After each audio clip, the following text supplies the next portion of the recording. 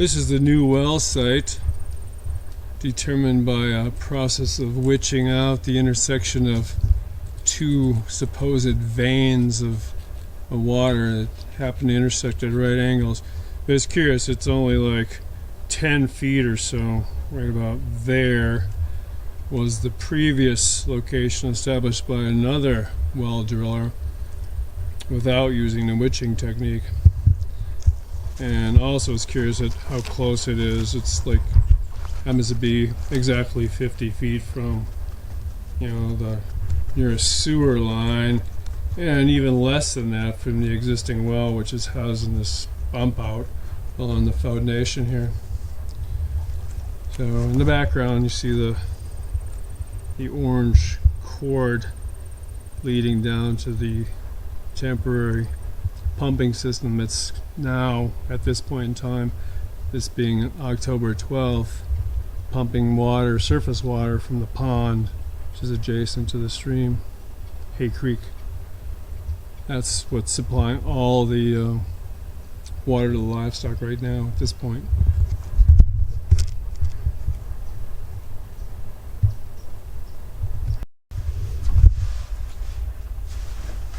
This is the existing Sandpoint pump and shallow well pump and Sandpoint well. They're located in the bump out in the basement of the house, adjacent to the basement. The water goes through this rubber hose to the automatic sprinkler type valve that's timer controlled to feed the outside water for the pastures. The pond pumping system outside, the outdoor pond pumping system, and the new well are both responses to this pump well running dry, so to speak, sucking air, beginning on Labor Day of 2021. The pump wouldn't, because of the apparently the pickup point, the sand point where the water gets pulled into the well, apparently there was no water at that level. So the pump could not build enough pressure to make the pressure switch shut it off. So the motor just kept running and running until it tripped its overheat protection. And eventually, repeated times of doing that caused the windings to start burning up. There was that smell of burning electrical insulation in the air.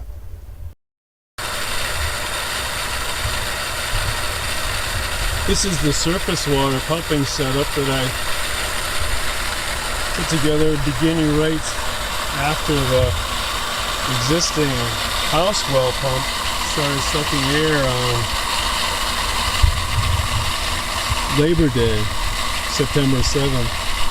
The initial pump that I put in here was this little positive displacement diaphragm type pump that I had on hand. It was just sitting around as a spare for the sprayer. I put that in and ran it off a battery and a battery charger, the same cord from the house. It's running this centrifugal pump, a little garden type auxiliary irrigation pump. And that right now is what's supplying all the water through this hose, this garden hose, which also connects to another 450 feet of this 3/4 inch poly pipe to the existing pasture loop. That's about a mile long loop of 3/4 inch poly pipe with valves every 200 feet to allow moving portable water tanks between them. So right now this pump is running, the other one's just sitting, it's not being used. Now this one, when it arrived, it was put in, and that one, the original diaphragm one, went out of use. So this being a centrifugal one, not positive displacement, it's got check valves, inlet, so all the water doesn't just run back down to the ponds. We're elevated grade at this point, you're about 3 feet above the water level. And it's got to pump up from here another 10 or 20 feet probably to the highest elevation of the pasture. So all that water would just run back down here and back into the pond if we didn't have check valves here. This other line with the valve on it was feeding. Right now we don't need it anymore. We should turn it off entirely. Was feeding a fixed stock tank, about 100-gallon stock tank down with the cows and calves. The cow herd was coming to get their water out of their central point for grazing off the wetland. So the pond level right now is up considerably from where it was at the point where the well ran dry, so to speak. We've got two separate intakes, one for each pump. At the point that they were originally put out there, they were barely submerged. There's just all they consist of is a 5-gallon pail with holes drilled in it and covered with a nylon screen type mesh to keep the larger particulates out. But the diameter of the buckets were barely covered originally. Now the water level is up considerably.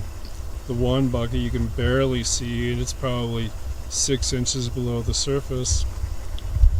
The far one you can barely even make out. Here's the close one.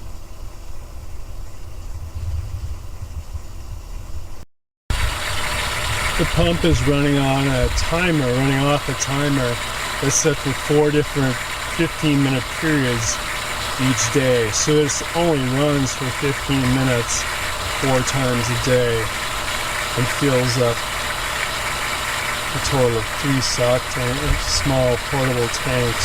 They're half barrels. They probably hold 10 to 15 gallons each. So it's working for now. It's cooler this time of year. Cattle don't drink as much.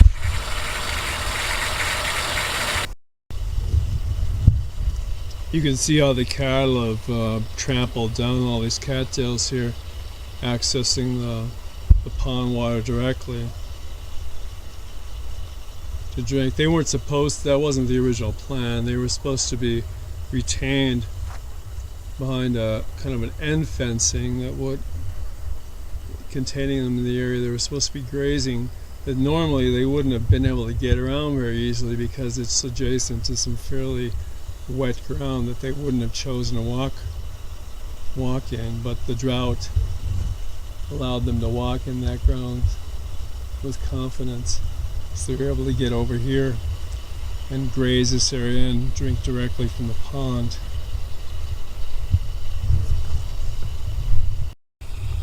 I'd wanted to keep them out of the pond or prevent access to the pond so they didn't muddy up the water and potentially clog the pumps or the piping systems. They never were that bad though. They didn't, like sometimes cattle in hot weather actually, wade belly deep in water, but they never really did that. I think the bottom was too soft perhaps to make them comfortable enough to do that. So it didn't work out too bad.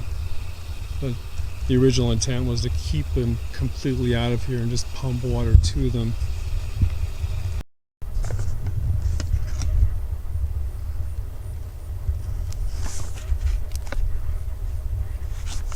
Could actually walk this entire creek bed, this northern portion of it anyway, in mid-August. I know because I had considered putting a temporary single wire fence on fiberglass posts down this creek bed because it was totally dry. It wasn't even muddy. It was firm and easy to walk in and relatively clear of vegetation, so it wouldn't interfere with the wire.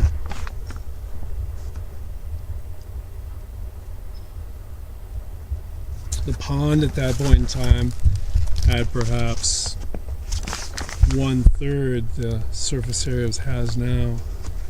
It was maybe 50 foot in diameter at max.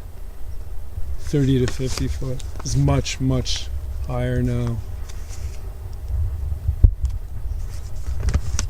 At that time I was concerned about the Sandpoint well running dry because it was likely only pulling water from something like 10 feet below the elevation of the creek bed. You can see from here, see the white of the house in the background behind the big willow tree, but it has significant elevation, 10 to 12 feet above the level of the existing level of the pond, and the sand point well was rumored to be 20 feet deep. So it wasn't pulling much below the level of the dry creek bed. The ironic thing is that nearly 6 inches of rain had fallen when the drought, at the point the drought broke on August 21st. Between then and the time that the well actually went dry, nearly on September 7th, nearly 6 inches of rain had fallen, and the creek and the pond had partially refilled, but it was only after that that the well ran dry. It's a big delayed reaction there.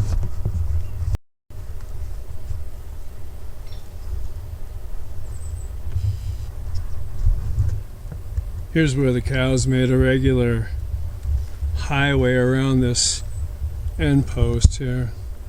Would normally keep them, the water level would normally keep them from going through these cattails. Cattails grow on the very moistest of ground. But under these conditions, under the drought conditions, they were comfortable walking through here. Once some exploratory member of their group had made it, the others couldn't resist going as well. They soon learned the way to keep coming back here, despite my little wing fence attempts along the way. This is Mark, Hay Creek Stock Farm, haycreek.net. This segment is filmed on October 17th. It's about a week after the cows and calves went off this former CRP ground, what I call a wet meadow. It's in CRP for 15 years. This is this 4-strand electric fence here is the division fence. It was to prevent livestock from accessing the CRP during that length of time. Right now we're walking down the access lane that I created to keep the horses out of this area and keep the horses from mixing with the cattle. The lane leads to this gate that was put in this fence at the point of its construction.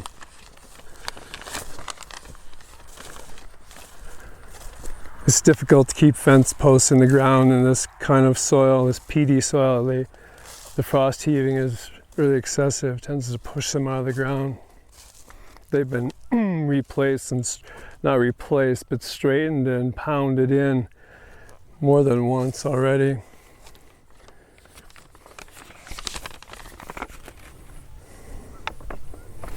So at the point, it was 7 weeks that the cows and calves were on here, and that 7 weeks began like middle of August, just slightly after the middle of August. And at that point there was absolutely no alternative for upland grazing for that herd. I had to reserve that all for the feeder animals.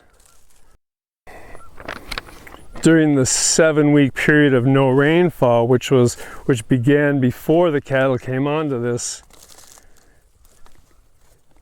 right at the end of June, their average less than, or right around 1/10 of an inch of rain on the average per week for that 7-week period that ended on August 21st when we got some big rainfalls. So this was the only alternative, and you can see that the cattle have been through here pretty extensively. The old cattail stems are knocked down, and there's even some regrowth going on now. This stuff is still actively growing because there haven't been any hard frost to kill it off.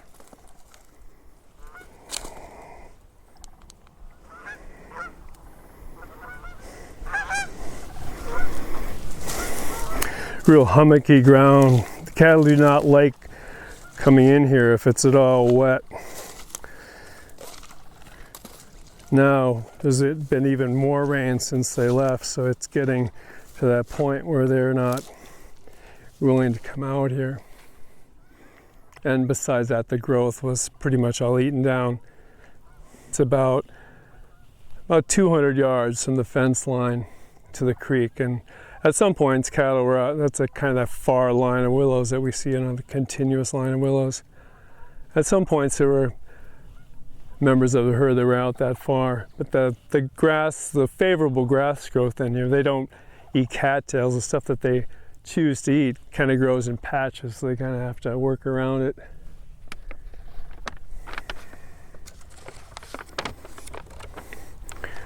At the time that they were put out here, this was the best choice of options given the drought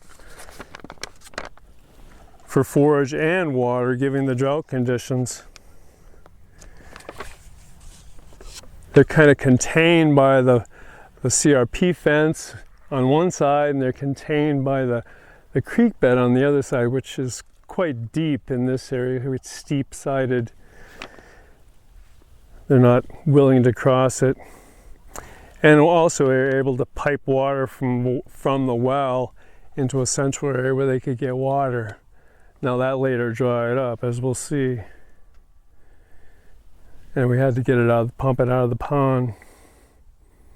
But the other positive aspect is the drought had made the surface more firm, and it had favored the growth of the higher quality grasses like the ones we see growing on top of these hummocks, as opposed to the sedges and cattails. So the drought had improved the wetland, and it had kind of retarded the uplands. This has not been used for grazing since I came on this place, 22 years ago. It was in CRP from 99 for 15 years on. And then during the later years, more recently, the rainfall, the high rainfalls had favored the upland growth, and combined with beaver activity in the creek, it had made this area virtually inaccessible, and it favored the growth of cattails. There's so many, there's really large patches of them now that there weren't before.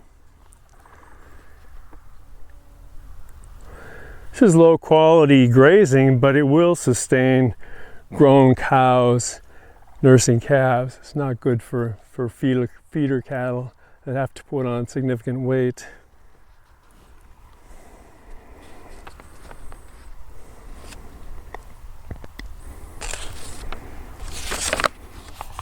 The later water supply failure, the failure of the well in the house, that was a second round of emergency triage that came on starting September 7th, Labor Day. You have to realize the cattle, even a small herd like mine, in hot weather can consume up to like 200 gallons a day of water. You simply can't keep up hauling that kind of volume of water around manually. Not only that, but cattle aren't shy about, full-grown beef cows are not shy about sharing their distress. They're quite vocal. They don't give you any rest or peace. So it's simply luck that the eventual rains beginning August 21st refilled the pond, very shortly after the pump went dry.